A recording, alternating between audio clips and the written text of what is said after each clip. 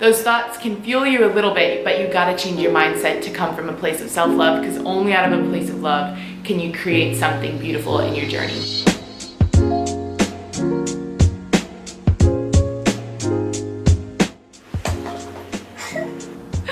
Welcome! Okay, quick intro so you know who the heck I am before I start talking to you. I'm Bryn. If you're new to this channel, thank you for coming. If you've been here a while, thanks for coming back. I love you guys so much. Today, we are gonna do 10 tips to kickstart your fitness journey. So I am a spin instructor, a HIIT instructor, a certified personal trainer, a fitness nutrition specialist, and really just a human that's been working on her fitness journey for years now. I have lots of experience with the ups and downs and all of the in-betweens, and I think I've finally come to a place where I just feel confident in my ability to share and to contribute to you guys that have questions about it. So I want to do that to the best I can. I'm not a doctor, I'm not a dietitian, I'm not anything on that level, but I have my own experiences and what's worked for me and what's worked for some of the people that I've trained and my friends as well, and I just want to share that with everybody who wants to listen. So with that being said, let's get into it. The first two things I'm going to say, these are not included in the 10 tips, they're just a little fun tip beforehand, if you say. Number one, get a pre-workout or energy drink that you love and that you look forward to. I think this is important because it's just something that you can look forward to in your routine of getting ready for the gym. And if you can build a routine that you love and just getting yourself to the gym, it'll be a lot easier to continue that and have consistency in it. So my personal favorite is Numa. It's organic, clean energy made of all natural organic ingredients. It has no added sugar and it's 15 calories per can, and yeah, I love it. I also have a code for these if you want to buy like a 12-pack to try them out. I'll link it in the description. Next tip is get a cute workout fit. This is also one of the little ones that's not really a tip because it sounds really silly, and maybe it is to you guys, but it has helped me like crazy. When I put on a cute gym outfit that I feel comfy and confident in, it makes my workout so much better, and it actually just motivates me more to actually get to the gym. There's also just something about the act of putting activewear on that just kind of tells you in your head, okay, my activewear is on, I have to get to the gym today. So sometimes I'll literally wake up and just right away put my activewear on, and that way I know whether it's in an hour or 3 hours, I'm gonna get to the gym because I have my clothes on. This is my favorite activewear. Of course, it's my own. I have to be a shameless plug, but it truly is my favorite for the comfort, for the fit, for the colors, the squat proof, the seamless, literally all of it. It's called PWR. I won't talk about it too long. I'll do another video on that, but if you guys want it, my link to my website is in the bio right down there, and you can shop there. Okay, now we're gonna start the real tips. Let's get serious. Number one, start out of a place of self-love. I think one of the main reasons that fitness journeys start and then fail and have so much trouble throughout the way is because people will get into fitness journeys out of a place of self-hatred or a place of just not loving themselves, not loving their body, and just like wanting to see quick physical changes and not starting out of a place of self-love. So before you start your fitness journey, you've got to get in your head that you are beautiful just the way you are, that the way your body looks does not add or take away value to you as a person, that you are radiant and beautiful and valued the same no matter what your body looks like. It cannot be from a place of self-hatred. I cannot stress that enough. Now, the cool thing about coming from a place of self-love is recognizing that your body deserves the highest and most valuable amount of care, and that means movement, that means fueling and nourishing your body with healthy foods, that means becoming the best version of you for yourself. Like, that is self-love, and it's taking care of yourself and valuing yourself very highly. So if you can change your mindset from I don't like my body, I'm unhappy with myself, I hate myself, if you can change that dialect to I am valuable and worth taking care of, and my body is my temple and it is my temporary home, and I'm gonna take care of it the best I can, then that's when the fitness journey really will work, because you're coming out of a place of self-love and not out of a place of self-hate. Anything that you start out of a place of hatred, bitterness, or any negativity is not gonna be set up for the best. Those thoughts can fuel you a little bit, but you gotta change your mindset to come from a place of self-love, because only out of a place of love can you create something beautiful in your journey. Next step, find a workout that you enjoy. This is crucial because you don't ever wanna be going to the gym and dreading it and hating it every single day. Like there's gonna be days where you don't really wanna go and you stay disciplined and you go, and that's awesome, but you don't want that to be every day. Like you don't want it to be something you just never like doing. So everybody's different, and different workouts work for some people and other workouts don't. So you gotta find what works for you. I personally love HIIT workouts. I love weight training. I love group classes. I love pretty much everything. I love cardio. There's nothing that I don't really like. If you're just starting, I would say just try stuff out. Maybe start with group classes. Most gyms have a free day or a free week pass, especially group classes, for you to go and try it out. And they have instructors there that are walking you through it the whole way. If you're ever in Atlanta, I teach at Sweat Cycle. It's a heated spin studio with infrared lights. And I also teach at Vesta, which is a kickboxing and HIIT gym, so you can come train with me there.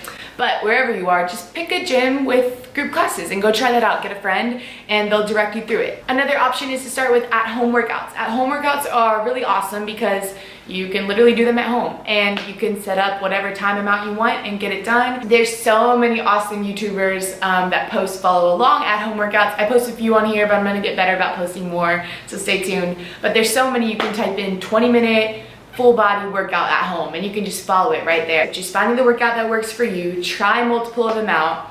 And if you're doing one consistently for like a month and you started to get tired, switch it up. Your body loves doing different things and different types of movements. Next tip is to get the knowledge. Knowledge in fitness and nutrition just takes the anxiety off of things. It helps you to really just understand what you're doing and why you're doing it. And acquiring the knowledge before you start this whole fitness journey is gonna save you big time. You cannot just listen to influencers on TikTok. A lot of them don't know what they're talking about. A lot of them are just posting content to get views. A lot of them aren't certified. A lot of them don't train people. So I'm not bashing anybody. Like if you're trying to put out positive content, that is awesome and claps for you, but you can't trust everything you see on TikTok, Instagram, YouTube, even whatever it is. Get the knowledge yourself. Find someone you trust that knows their stuff, has the certifications, has the degrees, whatever. Listen to them. Maybe go to a nutritionist one day, schedule an appointment and just get some knowledge from them. Go research and just figure out what you want to know the right way rather than just trusting anything you hear on TikTok or Instagram or social media. Another huge thing with knowledge is getting the correct form. So you don't want to start your fitness journey and be working out and 3 months in realize you've been doing a squat wrong this whole time, messing up your back, messing up whatever it is. So make sure you know the correct form for things before you're getting into this fitness journey so that you can do everything out of a place of knowledge and out of a place of form. A lot of the times influencers will post about fad diets like doing keto or doing low carb, and they'll feed into your ideas of what that is and suggest like, oh, you should do it because look at me, I have a six-pack and this is what I do. But there's so many more things that go into a six-pack or go into that body type. Genetics is a huge thing, their activity level, what they're eating, all of that stuff. So don't just trust anything you see, but actually acquire that knowledge. Find someone you trust or go to a professional, a doctor, nutritionist, dietitian, and really just get that knowledge. That's the best I can recommend. Next step is get on top of your nutrition. I would say equally exert your energy into nutrition the same amount that you do into workout and fitness because they go hand in hand. One without the other is just kind of like meaningless effort. Like they go hand in hand and they contribute to each other mutually. For food, my biggest recommendation is to not do fad diets, to not ever try to do it like quick fixes you see, to not do anything extreme, but instead to find a balanced, healthy lifestyle that you can maintain literally forever and something that makes you feel good. Now, with that being said, you want to nourish your body the best way that you can, but you also, if you're craving that chocolate, like have a piece of dark chocolate. If you really love cookies, like make your cookies. If you're depriving yourself or restricting yourself from anything, it's going to create that thought in the back of your head like, I'm restricted, I need it. And then it's going to create this bad cycle that just goes around of restricting. Okay, maybe now I'm getting one. Okay, well I had one, I might as well just have 10. Let me binge on these cookies, and then you feel guilt after, and then it starts the whole cycle all over again. It's just not fun. So don't restrict, don't deprive yourself, but focus like 80-90% on eating clean, unprocessed, healthy, whole foods that are the best for your body. And then treat yourself whenever you're having that craving for chocolate, pancakes, whatever it is. Another thing is to find small fixes in your diet to still enjoy foods you love. For instance, buttermilk pancakes, Aunt Jemima, whatever the brand is. You can switch that from buying the unhealthy brand to buying a healthier brand. It doesn't have to be perfect. Kodiak cakes, birch benders, making your own from scratch, whatever it is, and just switching out your pancakes. So we're not cutting out pancakes completely. We're just making small fixes to where we can make them healthier. And a lot of times they end up tasting a lot better. Next, get your steps in. I recommend 10K to 15K a day. Walking is so good for you guys. There's so much research done on the benefits of walking, and it's actually recommended by the CDC that every person should be getting 10K steps in a day. If your goal is to lean out, walking helps so much with that. Walking helps with flexibility, with muscle imbalances, enhancing your mood. It helps with so many things. Walking is my favorite time of the day. I will put on my AirPods, put on an awesome podcast that's feeding me positive energy, knowledge. You can put on health podcasts. These are some of my favorite right here. And put on your headphones and just walk. Next step, get an accountability partner or a friend. This one is huge. My main accountability partner is obviously Lucas, my husband, and I see the benefits of it so much. There are days when I wake up and I'm just so lazy. I want to lay on my phone in bed. I want to eat pancakes and not do anything, and Lucas is up and at it, getting ready, and it just puts it in my head like, well, he's going to the gym, I guess I'm gonna go too. Having that friend that's holding you accountable just keeps you motivated on the days that you don't feel motivated. And then it's vice versa. There's gonna be days when they don't feel motivated and you're the one that's ready to go. So it works mutually, and just having someone that you can talk to about your goals and how you're gonna reach them once you've reached them, celebrate together, all that stuff, and also do the workouts together. It's so nice to just have a person that's on your team rooting for you, and likewise. This one is so important. Do not focus and obsess over the weight on the scale. The weight on the scale can be very discouraging for anybody starting their fitness journey, because if you don't actually know what goes into that weight on the scale and the science behind it, then you can see gaining a few pounds is a really bad thing. Muscle weighs way more than fat does. So if you're going to the gym and starting your fitness journey and you're building muscle, you could lose a couple pounds of fat, which was your goal, but you're also gaining that muscle, getting that toned physique that you're going for. But then you step on the scale and it says you're heavier, and in your mind you're just like, well, I didn't do good, like that sucks. And that's not the case at all. We see the word weight as like a negative thing, and that's so wrong. Like, weight is literally just like mass. If you want to focus more on specific goals, focus on the words fat and muscle. And you can get a scale, this isn't sponsored, but you can get a scale called Fit Track, and it actually breaks down when you step on the scale. It shows your weight, but it shows you all the science behind it. So it shows you how much percent of muscle, how much percent of fat, how much water percentage, like all those things, and that's what really matters, is those numbers. Also, side note, just for fun, Lucas and I will step on the scale every once in a while, and Lucas can fluctuate 8 pounds in one day. Say he has a huge bowl of soup and noodles for dinner, and then maybe some ice cream. When he steps on the scale at night, he could be 8 pounds heavier than when he wakes up in the morning and goes to the bathroom and then gets on the scale and he's 8 pounds lighter. Like, it doesn't matter at all. Same for me, I fluctuate like 5 pounds depending on what I ate that day, what I did, how much water I'm holding, all that stuff. So the scale does not matter, do not obsess over it. Next one is to set goals. Goals will keep you motivated and keep you organized in your fitness journey. So I keep a goal paper by the month and by the week. So I will set short-term goals and I will set long-term goals. Some ideas are like how much weight you can bench, how much weight you can squat, how many reps you can do of this exercise. And if you write them down and then you go after it like 3 weeks of training and doing that consistently, you can see the actual progress and it not be some physical thing like a number on a scale or a measurement. It's like, wow, I'm actually stronger. Look how much more I can bench here, which is really, really cool and very motivating. When you see that progress, it just motivates you to keep going more. Next one is to stay disciplined when motivation runs out. Let me get close for this one because this is important.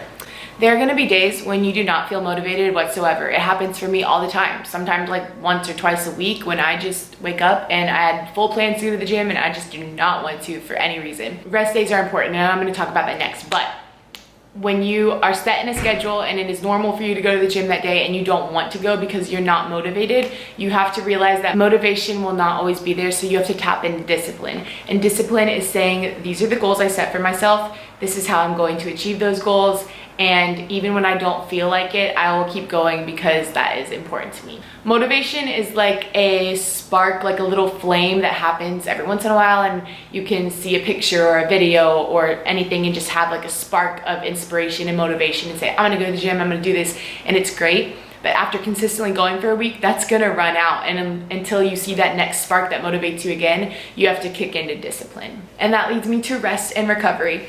Rest is so crucial on your fitness journey. If you are pushing your body past its limits and being fatigued and exhausted and worn out and tired, you're gonna hate it. You're going to harm your body in the process of that. And it's not gonna be something you can do sustainably forever. I have set in 1 to 2 rest days per week, and if I need more, I will take them. Rest days are a day that your muscles can recover, and you're replenishing them with all the nutrients, protein, carbs, fat, water, hydration, minerals, vitamins, all those things, so that when you go back to the gym, you're ready to go and ready to crush it. Without proper rest and recovery, you cannot progress. That is so crucial. Rest and sleep is huge. It balances all of your hormone levels, your metabolism, your stress, all of those things. Sleep is so important. 7 to 8 hours is what I try to get every night.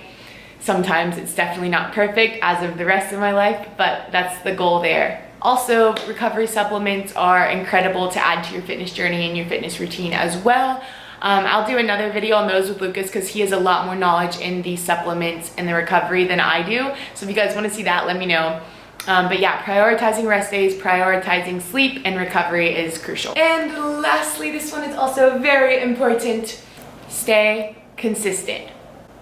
If you can just hear one thing out of this, just stay consistent, guys.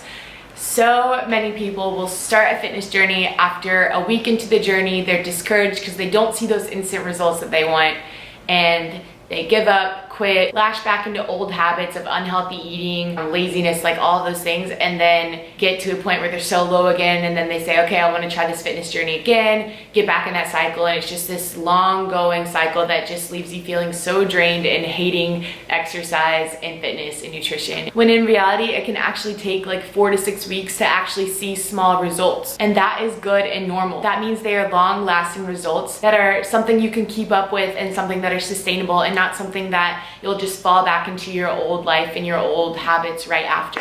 Quick fixes are not it, people. They are not. When you think about a routine that takes a month to complete, that sounds really long, but once you're in it, you find that you enjoy the journey and you enjoy the time and the day-by-day routine in it. And then at the end of that month, you look back and you're like, wow, I actually became stronger. I dropped body fat. I feel better. I feel energized. I'm a healthier, happier person.